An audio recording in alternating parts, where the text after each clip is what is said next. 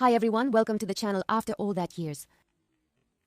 You know how sometimes life throws you a curveball that shatters everything you thought you knew about the person sleeping next to you? Well, that happened to me on what should have been just another boring Saturday night. It was one of those evenings where I had zero plans. Figured I'd maybe catch something on Netflix or flip through a book I'd been meaning to finish.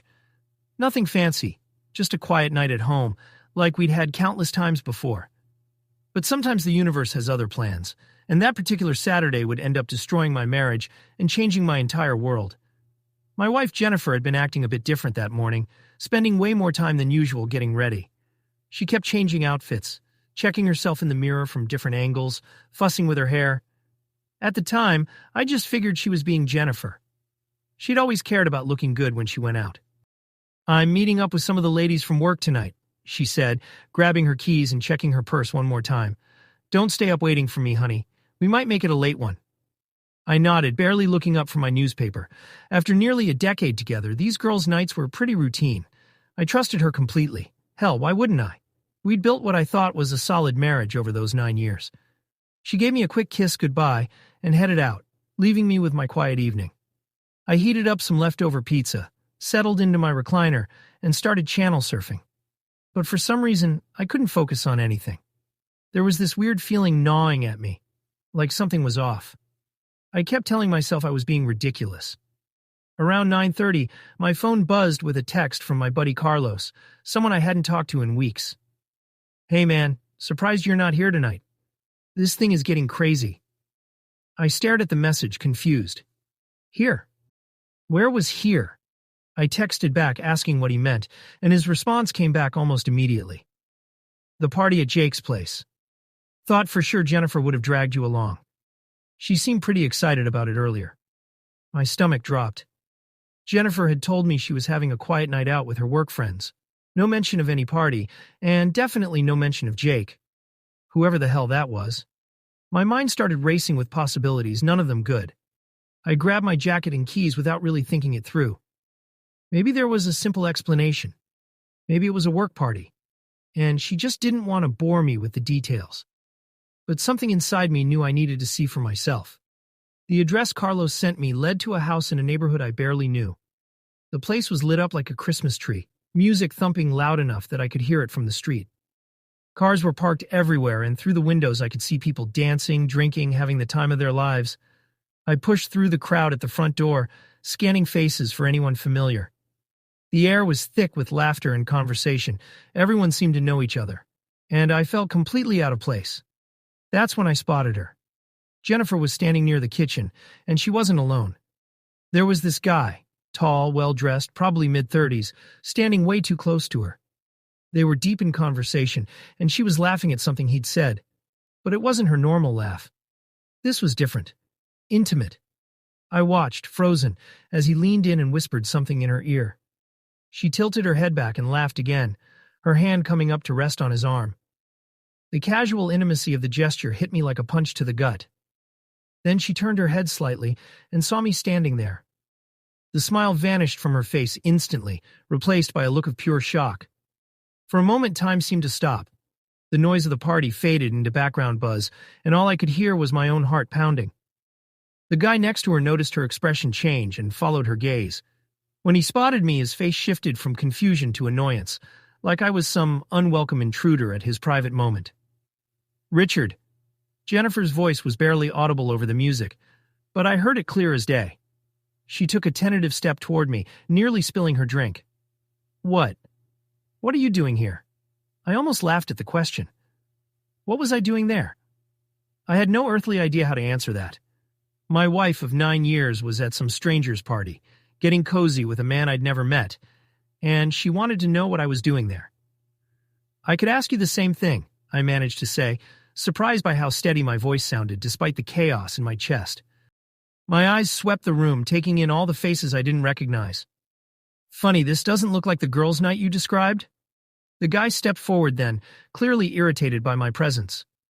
He was one of those smooth types, perfectly styled hair, expensive shirt, the kind of confidence that comes from never being told no. "Look, buddy," he said, his tone dripping with condescension, "you're kind of killing the vibe here.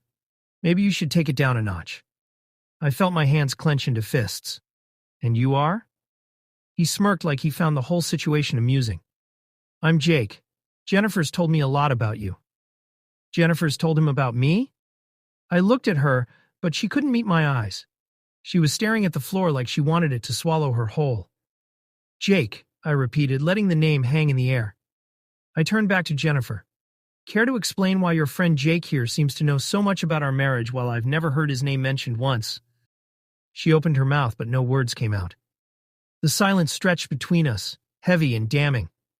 Around us, the party continued, but I could feel people starting to notice the tension, conversations dying down as heads turned our way. It's not what it looks like, she finally whispered, the most predictable line in the book. Then what is it? I asked, my voice getting louder. Because from where I'm standing, it looks like my wife lied about where she was going tonight, so she could cozy up with some guy at a party I wasn't invited to. Jake stepped closer, inserting himself between us. Hey man, you need to chill out. Jennifer and I are just friends. She's allowed to have friends, right? That pushed me over the edge. Friends? I laughed bitterly. Do all her friends whisper in her ear and make her giggle like a schoolgirl? Do all her friends get to touch her while her husband sits at home like an idiot? Richard, please, Jennifer pleaded, finally looking at me. Her eyes were watery, but I wasn't feeling particularly sympathetic at that moment. Please what? I shot back. Please pretend I didn't just catch you in a lie? Please go home and act like everything's normal? The room had gone almost completely quiet now. Everyone was staring, and I could feel their judgment and curiosity pressing down on me. But I was past caring about making a scene. Jake, apparently not reading the room very well, decided to escalate things. Look, man, maybe if you paid more attention to your wife instead of taking her for granted, she wouldn't need to find better company elsewhere. That was it. That was the moment everything went red. I stepped toward him, close enough that I could see the arrogance in his eyes waver just slightly. I suggest you watch your mouth, I said quietly, my voice barely controlled. You don't know a damn thing about my marriage or what kind of husband I am. For a second, I thought he might back down. But then that smirk returned, and he shrugged like he was bored by the whole confrontation. All I know is what I see, he said, and what I see is a woman who deserves better than someone who doesn't even notice when she's not happy. I wanted to hit him. God, I wanted to wipe that smug expression off his face so badly I could taste it. But Jennifer's voice cut through my rage. Stop it, she said, stepping between us with tears streaming down her face. Just stop, both of you. I looked at her, really looked at her, and saw guilt written all over her features. This wasn't some innocent misunderstanding. This wasn't just a work friend being friendly. There was something real happening here. Something she'd been hiding from me. We're leaving, I said simply. Now. She nodded without arguing, which somehow made it worse. If this had really been innocent, wouldn't she have fought me on it? Wouldn't she have been angry at me for embarrassing her? The car ride home was the longest 20 minutes of my life. Jennifer sat in the passenger seat, staring out her window, occasionally sniffling but not saying anything. I gripped the steering wheel so hard my knuckles went white, trying to process what I'd just witnessed. Finally, she broke the silence. Richard, I need you to understand something. What you saw back there. What I saw, I interrupted, was my wife lying to me about where she was going so she could spend the evening flirting with another man. What else is there to understand? It wasn't flirting, she said, but her voice lacked conviction. Then what would you call it? I asked, glancing at her briefly before returning my attention to the road. Because that guy sure seemed to think you two had something special going on. She was quiet for a moment, then said, Jake is just... He's someone who listens to me. He pays attention. And I don't? The question came out sharper than I intended. She didn't answer immediately, which was answer enough. When we got home, I thought we'd have it out properly. I thought she'd explain everything, apologize, and we'd figure out how to fix whatever had gone wrong between us. I was still holding on to hope that this was all some terrible misunderstanding.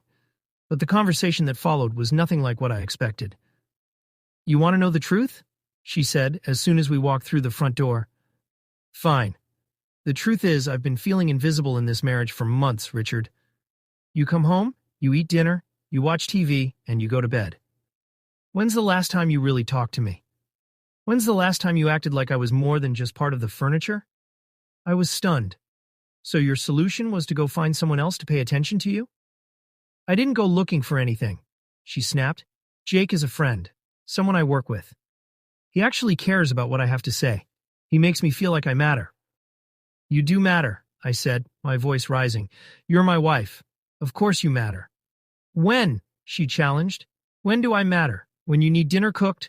When you need your shirts ironed? Tell me, Richard, when's the last time you asked me about my day and actually listened to the answer? Her words stung because there was some truth in them. I had gotten comfortable. Maybe too comfortable. But that didn't excuse what I'd seen tonight. Even if I haven't been the perfect husband, I said, that doesn't give you the right to lie to me. It doesn't give you the right to whatever this thing is with Jake. There is no thing with Jake, she insisted, but I noticed she couldn't look me in the eye when she said it. We argued for another hour, going in circles. She insisted nothing had happened, that Jake was just a friend, that I was overreacting. But every explanation felt hollow, and the image of her laughing with him touching his arm was burned into my brain. Finally, I couldn't take any more. I need some air, I said, and walked out into the night. I ended up at the park a few blocks away, sitting on a cold bench under a streetlight that kept flickering on and off. The night was quiet except for the distant sound of traffic, and for the first time in hours, I could actually think clearly. 9 years. We'd been together for 9 years and I thought I knew her completely.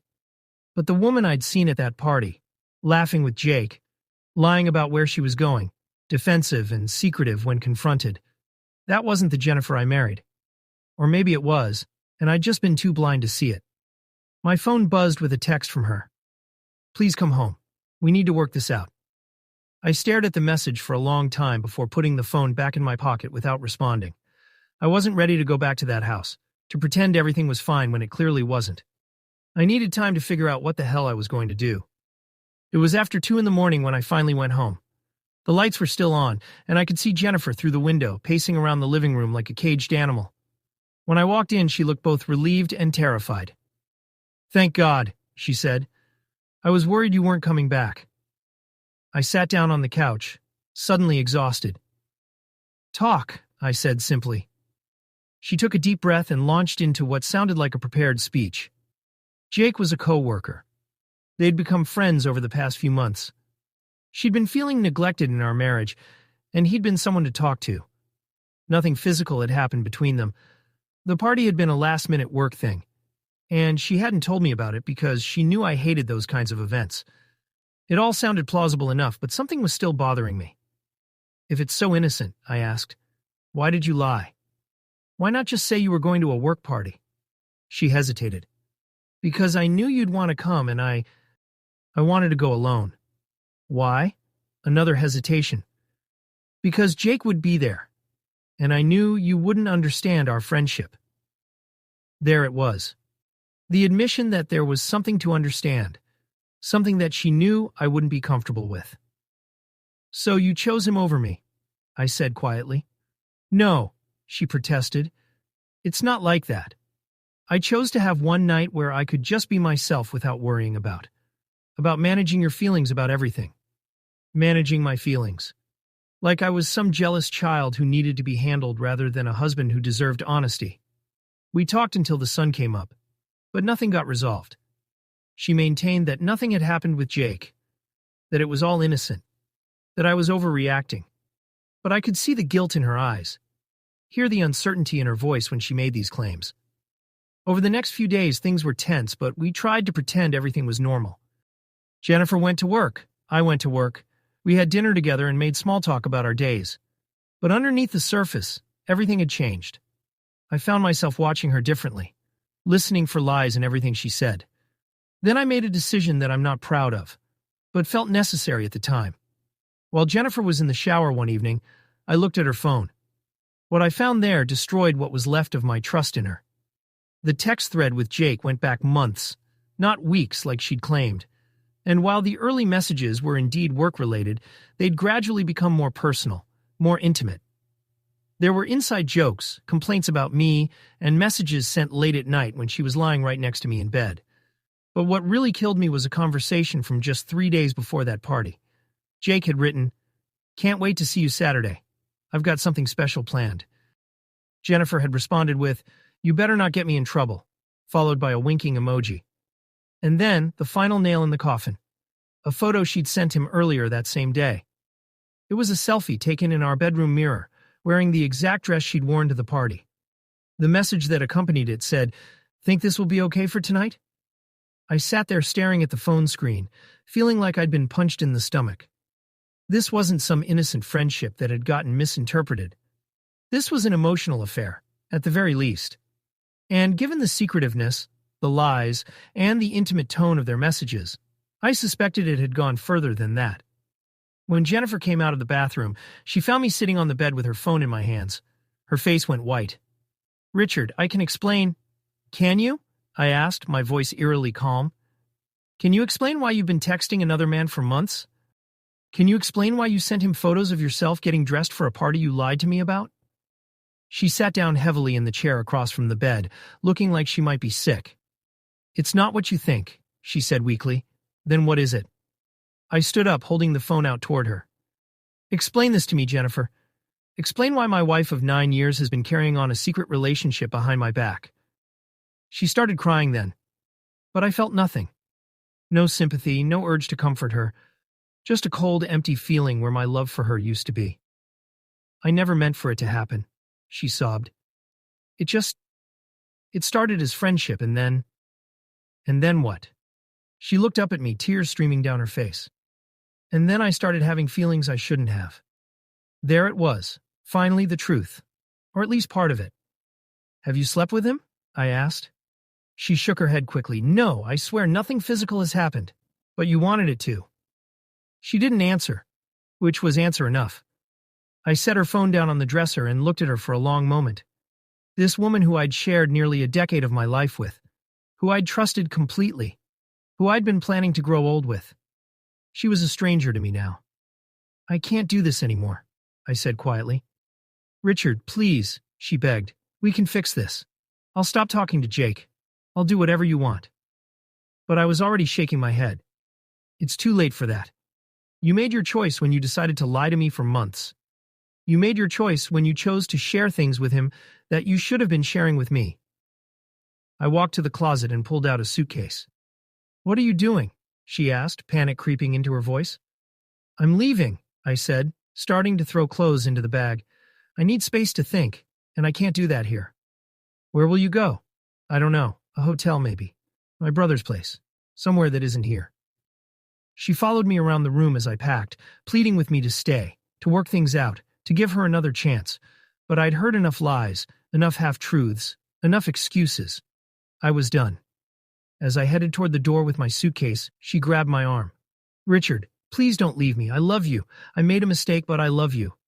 I looked down at her hand on my arm, then back at her face. "If you loved me, Jennifer, you wouldn't have done this. If you loved me, you would have talked to me about feeling neglected instead of running to another man. If you loved me, you wouldn't have lied to my face for months." I gently removed her hand from my arm. "I'll be in touch about what comes next." And with that, I walked out the door. I spent that night at a cheap motel on the other side of town, staring at the ceiling and trying to figure out what the hell I was supposed to do with my life now. The marriage was over. I knew that much. Trust once broken like this doesn't just magically repair itself, but the practical aspects of ending a 9-year marriage felt overwhelming. The next morning, I called my old college roommate Dave, who happened to be a divorce attorney. When I explained the situation, he was both sympathetic and brutally honest about what I could expect.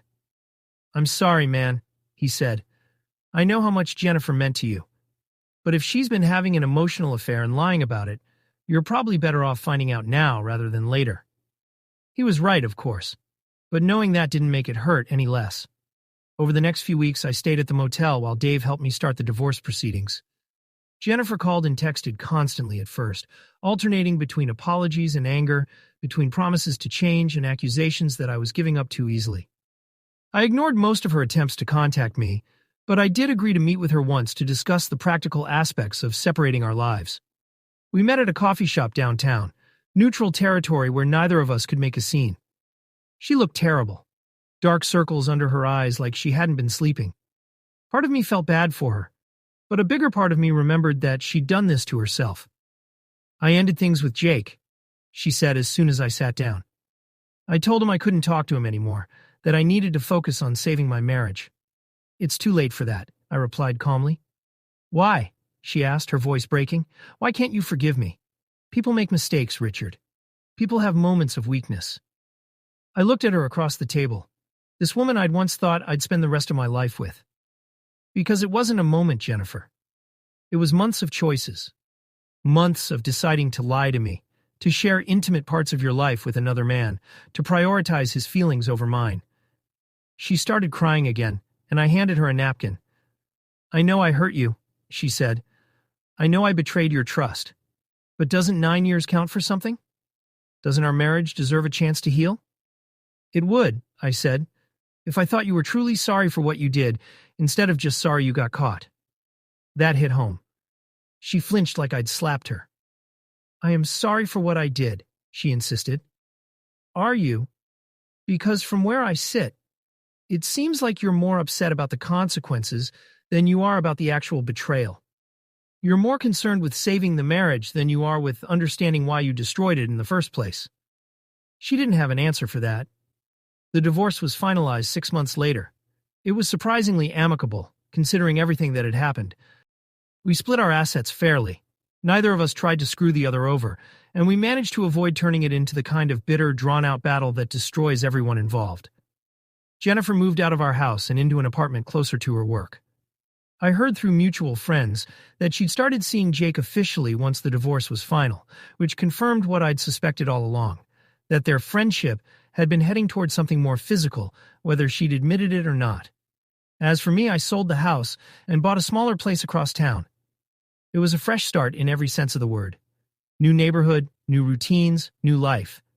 It took time, but eventually the anger faded and was replaced by something that felt almost like relief. I'd been married to someone who was capable of sustained deception, someone who could look me in the eye and lie for months without flinching. Better to find out after 9 years than after 20. I'm not going to lie and say it was easy. There were plenty of nights where I questioned whether I'd given up too easily, whether I should have fought harder to save the marriage. There were moments where I missed her terribly, missed the life we'd built together, missed the future we'd planned. But then I'd remember that night at Jake's party. I'd remember the look in her eyes when she saw me standing there, not guilt about betraying me, but panic about getting caught.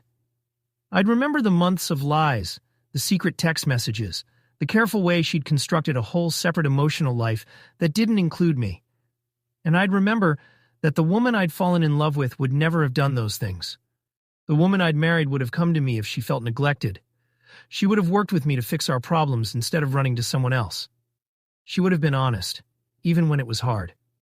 That woman either never existed, or she changed into someone I didn't recognize. Either way, mourning the end of that marriage was really mourning the end of an illusion. It's been 2 years now since that Saturday night changed everything. I'm in a good place, better than I ever expected to be. I've got a nice little house, a job I enjoy, and I've even started dating again. Nothing serious yet, but I'm open to the possibility of finding love again someday. Jennifer and I don't talk anymore. We don't have kids together, so there's no reason to maintain contact. I heard she and Jake broke up after about a year, which didn't surprise me much.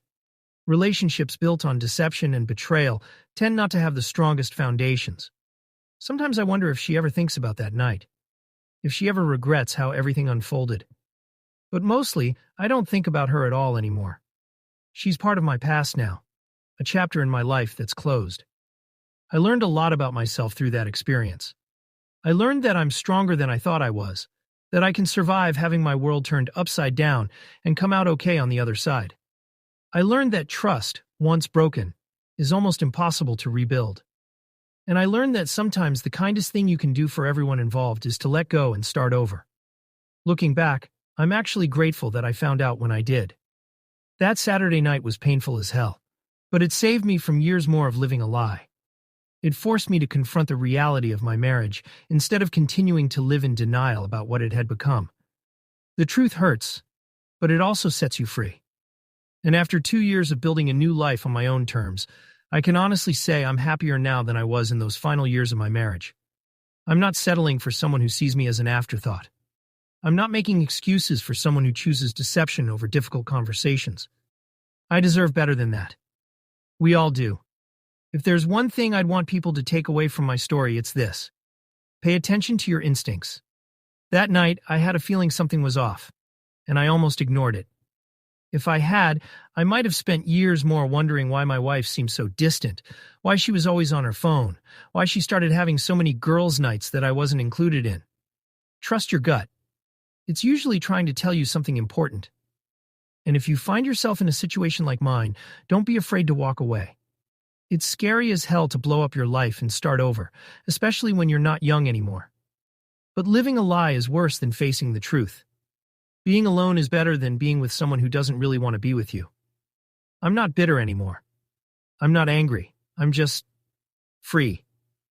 Free to find someone who will actually love me enough to be honest with me. Free to build a relationship based on trust instead of convenient fiction. Free to be with someone who sees me as their first choice, not their backup plan. That Saturday night was the worst night of my life when it happened. But looking back now, it might have been the best thing that ever happened to me. It forced me to stop settling for less than I deserved, and that, as painful as the journey was, turned out to be exactly what I needed.